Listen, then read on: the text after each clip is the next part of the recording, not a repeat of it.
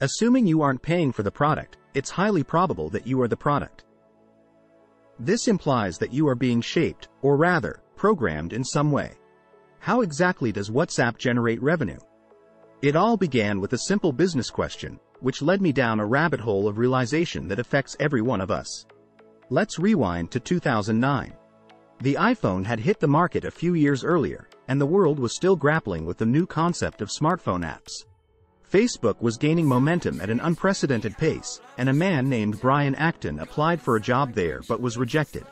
Undeterred, he declared that he was looking forward to life's next adventure. That adventure would come a few months later, in the form of a smartphone app idea that he and his friend Jan Koon had been brainstorming. WhatsApp was initially created as a way for people to update their statuses. However, when private messaging was introduced, the app quickly became popular. At the time, traditional texting was costly, while WhatsApp was offering global instant messaging for free. Free applications typically generate revenue in one of three ways: through advertising, in-app purchases, or by selling users' data. However, the founders of WhatsApp despised ads and had left their previous jobs at Yahoo because of disagreements over their extensive use. They even wrote a post on the official WhatsApp blog explaining why they detested ads. Therefore, advertising was out of the question.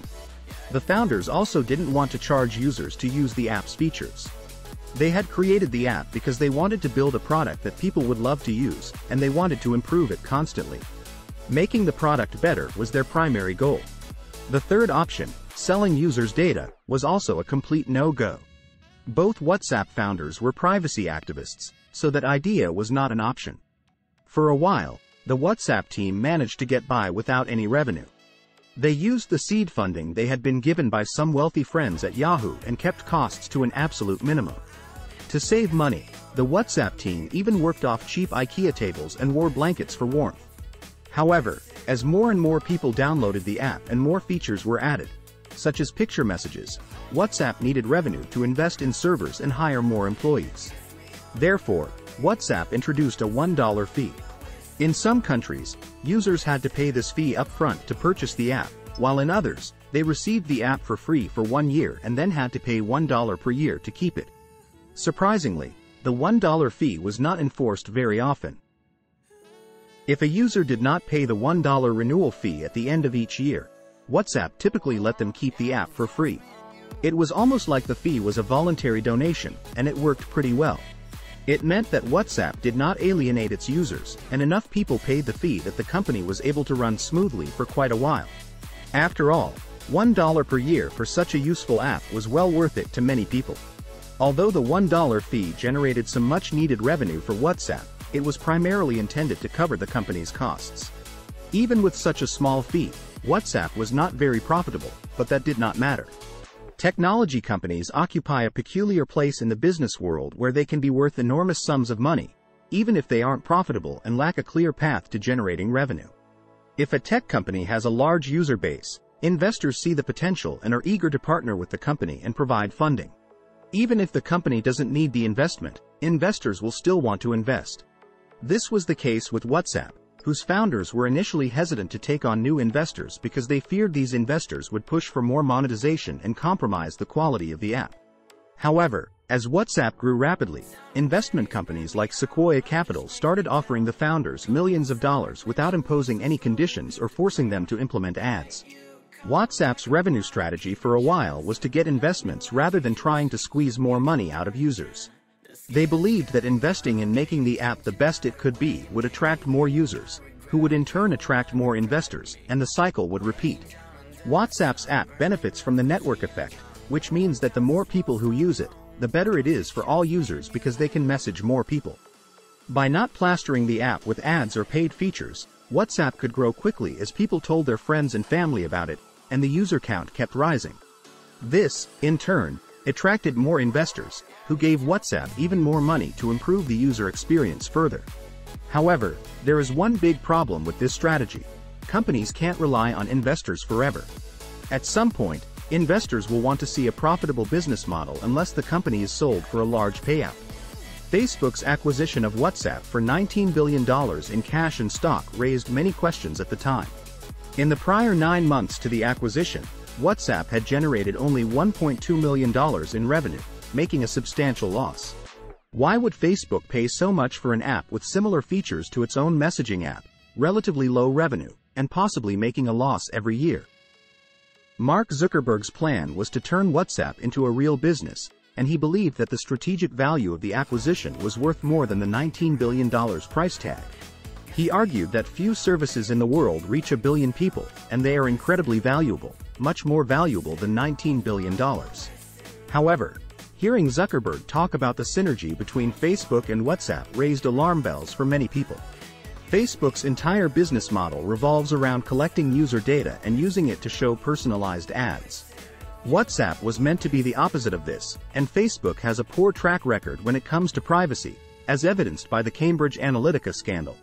In a leaked private message from the early days of Facebook, Zuckerberg allegedly told a friend that if they ever needed information about anyone at Harvard, they could ask him, as he had over 4,000 emails, pictures, and addresses. When his friend asked how people had submitted this information, Zuckerberg replied that he didn't know why they trusted him. Facebook has had a long history of scandals involving privacy, security, and data, and they always seem to end the same way. Despite numerous apologies and promises to do better, the company continues to make mistakes.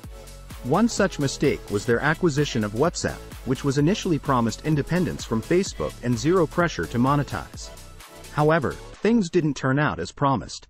In 2016, WhatsApp announced they would no longer charge subscription fees, which, on the surface, seemed like a generous move by Facebook. But the truth is far more sinister. Facebook was buying access to WhatsApp's user data, contact lists, and personal information. The more data Facebook has, the more powerful it becomes, and WhatsApp provided a wealth of new data points for them to use. One source describes Facebook as being in the surveillance business, and WhatsApp was the missing link that bridged the offline and online worlds of Facebook users. With over 1 billion users, WhatsApp provided Facebook with access to a massive user base, particularly in developing nations where Facebook's messaging service wasn't as popular. By removing the subscription fee, Facebook removed any barriers for people to use the app, making it easier to expand and eventually get the entire world using their services, all of which become connected. But perhaps the most significant reason for Facebook's acquisition of WhatsApp was to stop the competition. When Zuckerberg heard that the WhatsApp founders had been invited to Google's headquarters for talks, he rushed to make them an offer they couldn't refuse. Facebook has a habit of doing this, ensuring they keep control of the attention. As one source notes, Facebook is a case study in monopoly power, harvesting and monetizing our data, spying on competitors, and copying, acquiring, and killing rivals.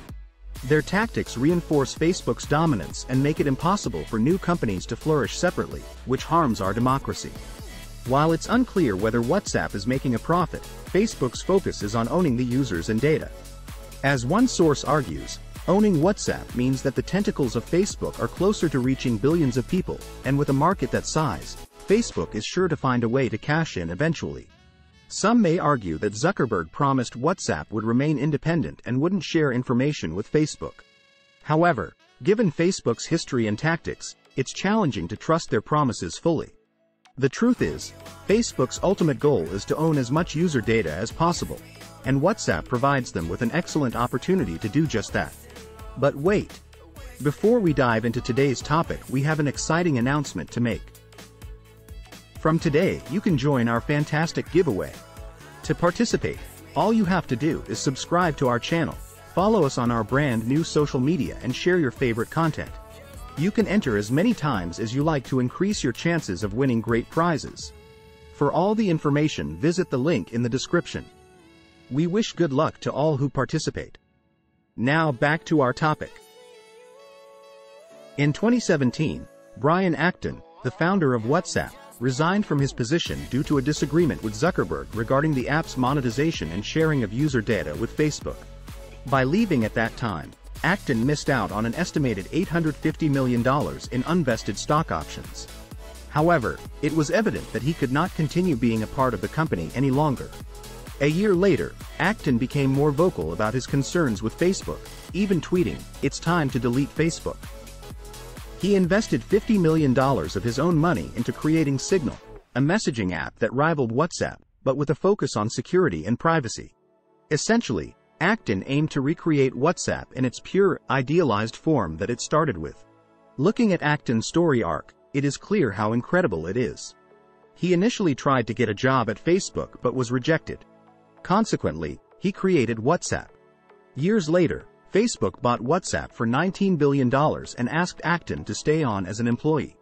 However, he had a massive falling out with Facebook and ultimately left the company. He then used some of the money from the WhatsApp sale to start a new app that would compete with both Facebook and WhatsApp.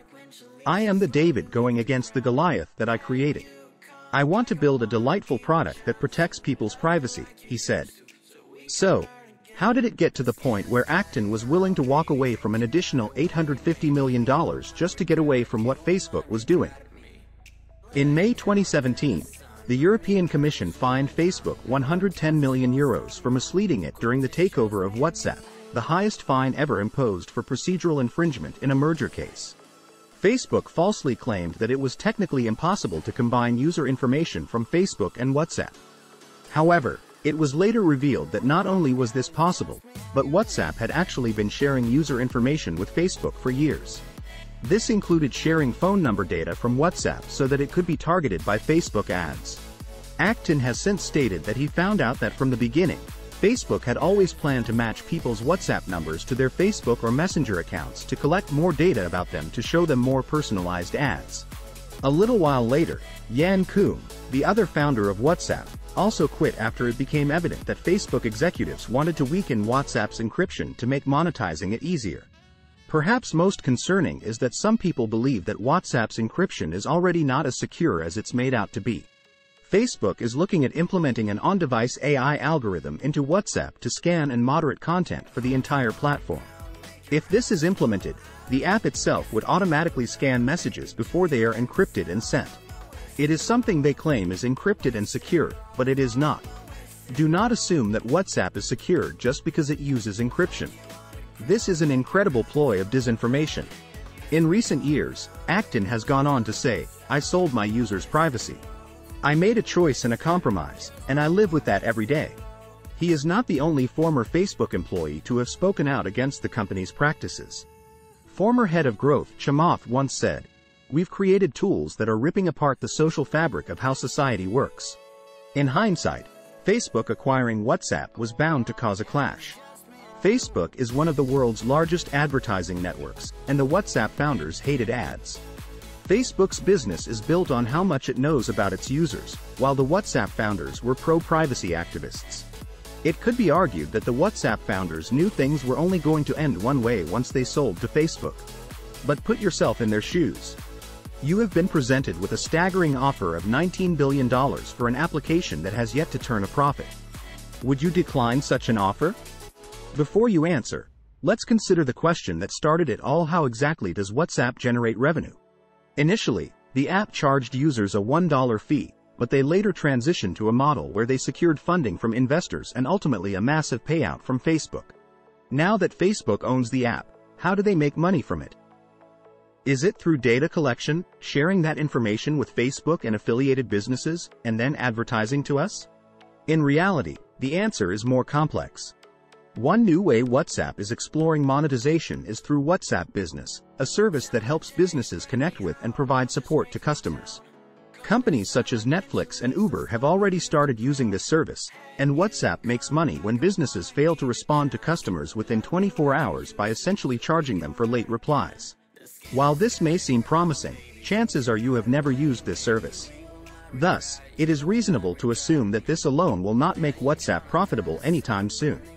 Unfortunately, without the $1 fee, all the things WhatsApp initially sought to avoid now seem much more likely. A spokesperson for WhatsApp has confirmed that they plan to introduce ads in the status section, but this seems contradictory to their previous stance against advertising as outlined in their "Why We Don't Sell Ads" post. Nonetheless, the truth remains that while we may see more monetization efforts within WhatsApp, its biggest value to Facebook will always be its data and integration with other platforms like Facebook and Instagram. In early 2021, concerns over WhatsApp's privacy policies caused the app to garner negative headlines. This was due to Apple's new disclosure requirements, which forced WhatsApp to inform users about which data points may be shared with businesses and third parties. This included information such as phone numbers, profile pictures, names, statuses, login activity, contact lists, purchases, financial information, phone information, mobile company, IP address, location, and more. Initially, users were required to accept these terms by February 8th, or they would no longer be able to use the app. If users refused, they could initially click the back arrow in the overlay's upper left corner to return to the app. Over time, however, these pop-ups would appear more frequently, and eventually, users would not be able to click away at all, and the app's functionality would degrade. Due to complaints, the date for accepting the new terms was postponed until May 15, but nothing was changed. What is arguably worse is that this update was not even a change to WhatsApp's privacy policy. Instead, it was just clarification of what WhatsApp had already been doing for years. However, due to new rules, they were now required to make this information public. This begs the question, why do people still trust WhatsApp if there are concerns over privacy? According to Reddit users, the answer is simple: they don't. However, most people don't care enough about privacy to stop using the app. Those who do care about privacy have cited data sharing with Facebook as a reason not to use WhatsApp. The network effect is also at play here, making it difficult for other apps to compete. Even if someone wants to switch to a different app like Signal, there is no point unless all their friends and family are using it as well. As one Reddit user summarized, by the time WhatsApp was acquired by Facebook, practically everyone in my circle was using it for everything, even work stuff. It's so deeply embedded into people's lives that you essentially have to pick between keeping your privacy or keeping in touch with the people around you. Despite all of this, there is still a significant plot twist to come. While it might seem like this video is attacking WhatsApp and Facebook, that's not actually the case.